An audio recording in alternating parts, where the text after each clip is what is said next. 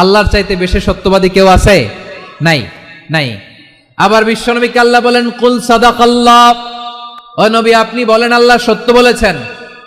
সাদাকাল্লাহ মানে সত্য বলেছেন, আল্লাহ সত্য বলেছেন। এই আদেশটি আল্লাহ তাআলা বিশ্বনবীকে দিয়ে বললেন কুল সাদাকাল্লাহ, ও নবী আপনি বলে দেন আল্লাহ সত্য বলেছেন। এই জন্য আল্লাহর বাণী তেলাওয়াত করার পরে কারি সাহেবরা দেখবেন পড়ে সাদাকাল্লাহুল আযীম। কোরআন তেলাওয়াতের পরে কারি সাহেবরা বলে না সাদাকাল্লাহুল আযীম, এর কারণ আল্লাহ তাআলা কোরআনেই বলেছেন কুল সাদাকাল্লাহ, হে নবী আপনি বলুন আল্লাহ সত্য বলেছেন।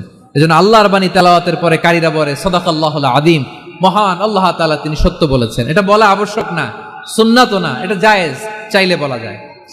তার মানে আল্লাহ তাআলা সত্যবাদী, আমার নবীও ছিলেন সত্যবাদী, আল্লাহর হাবিব ছিলেন as-সাদিকাল আমিন, সত্যবাদী আমানতদার। আমার নবীর চাইতে বেশি আমানতদার মক্কায় কেউ ছিল না, আল্লাহর হাবিবের চাইতে বেশি আমানতদার কেউ ছিল না, তার চাইতে সত্যবাদী কেউ ছিল না। আমার নবী ওনার গোটা জিন্দেগিতে একটা মিথ্যাও বলে নাই। সুবহানাল্লাহ পড়েন। আল্লাহর হাবিব রাহমাতাল লিল আলামিন উনি জিন্দেগিতে কখনো একটা মিথ্যা বলেছেন? কথা কি শুনতেছেন? হ্যাঁ শুনতেছেন? আল্লাহর নবী জীবনে কোনোদিন মিথ্যা বলছেন? না, বলেন নাই। যখন আকাশ থেকে আয়াত নাজিল হলো ওয়া আনজির আশিরাতাকাল আকরাবিন, ও নবী আপনি নিকটাত্মীয়দের সতর্ক করেন, দাওয়াত দেন। আল্লাহর নবী সাফা পাহাড়ের চূড়ায় চলে গেলেন, ডাক দিলেন, সবাইরে বললেন ও আমার জ্ঞাতি গোষ্ঠীর লোকেরা, আমি যদি বলি এই পাহাড়ের পেছনে একদল ঘোর সওয়ার তোমাদের উপর আক্রমণ করবার জন্য, অ্যাটাক করার জন্য অপেক্ষা করছে, তোমরা আমার কথা বিশ্বাস করবে নাকি? এলাকার লোকেরা বলল অবশ্যই বিশ্বাস করব। বিশ্বনবী বললেন আমি যদি বলি পাহাড়ের পেছনে একদল ঘোড়সাওয়ার তোমাদেরকে অ্যাটাক করবে, বিশ্বাস করবা? আকুনতুম মুসাদ্দিকিয়া? এলাকার লোকেরা বলল অবশ্যই বিশ্বাস করব, কারণ মা জাররাবনা আলাইকা ইল্লা সিদকা, মুহাম্মদ আমরা জীবনে তো কোনোদিন তোমার মিথ্যা বলতে শুনি নাই, তো তুমি যাই বলবা তাই বিশ্বাস করব। We have never ever experienced a single lie from you, আমাদের জীবনে একটাও মিথ্যা কথা তোমার মুখ দিয়ে বলতে শুনি নাই। সুবহানাল্লাহ পড়েন। এই ময়মনসিংহের কোন ছেলে এখানে যদি দাঁড়ায় স্টেজের মধ্যে, সবাই বলবে এই ছেলেটা এত ভালো, এর জীবনে একটা মিথ্যা আমরা শুনি নাই, এরকম কোন ছেলে পাওয়া যাবে? হ্যাঁ, ঝামেলায় পড়ে, পেশালে পড়ে, যেই কোনো ভাবে আমরা কখনো না কখনো কোনো মিথ্যা বলে ফেলছি, ঠিক কিনা বলেন? আল্লাহ মাফ করুক। কিন্তু বিশ্বনবী সাফা পাহাড়ের চূড়ায় যখন বললেন আমি যদি বলি একদল তোমাদের অ্যাটাক করবে, মানবা? বিশ্বাস করবা? সবাই বলে করব, কারণ আমরা জীবনে তোমার মিথ্যা বলতে শুনি নাই। সুবহানাল্লাহ কইবেন না? পুরো এলাকাবাসী যদি এই কথাটা বলে, এই কথাটা একজন মানুষের জন্য কত বড় সার্টিফিকেট আপনি কল্পনা করতে পারেন? আমার নবী ওনার গোটা জিন্দেগিতে একটা মিথ্যা বলে নাই। আওয়াজ করে বলেন আল্লাহু আকবার। তার মানে আমার আল্লাহ সত্যবাদী, আমার নবীও ছিলেন সত্যবাদী, আমাদেরকেও তিনি সত্যবাদীদের সাথে মিশতে বলেছেন। রব্বুল আলামিন বলেন ইয়া আইয়ুহাল্লাযীনা আমানু কুনু মা'আস সাদিকিন, ওহে বিশ্বাসীরা মিথ্যাবাদীদের সাথে তোমরা মিশো না, সত্যবাদীদের সাথে থাকো। সুবহানাল্লাহ বলেন। এবার বলেন আমরা কাদের সাথে থাকবো? মিথ্যাবাদীদের সাথে না সত্যবাদী? আমরা বন্ধু বানাবো কাদের? মিথ্যাবাদীদের না সত্যবাদীদের? আমরা সাপোর্ট করব কাদের? মিথ্যাবাদীদের না সত্যবাদীদের? মনে থাকবে? না সত্যবাদীদের?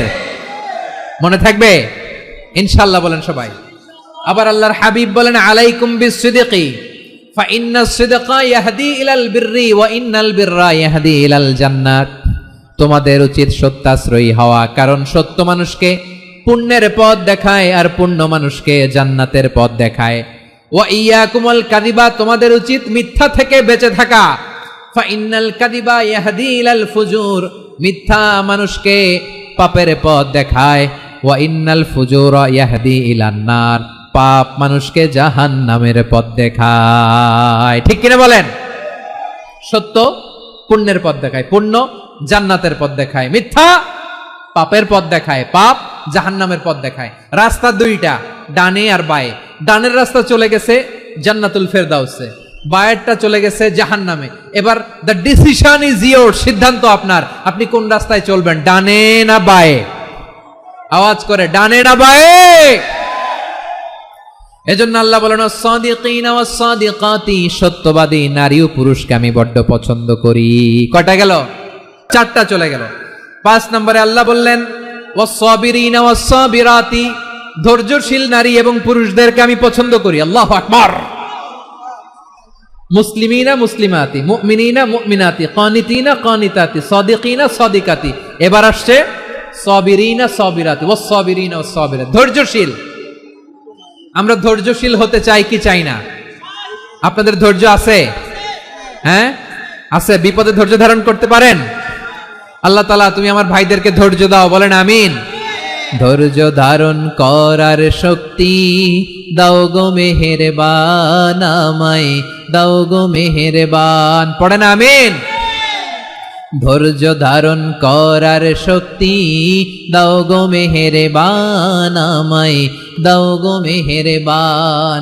বুকের ভেতর ব্যথার নদী বইছে অবিরাম, বইছে বইছে অবিরাম। সবাই পড়ুন, ধৈর্য ধারণ করার শক্তি দাও গো মেহেরবান, আমায় দাও গো মেহেরবান।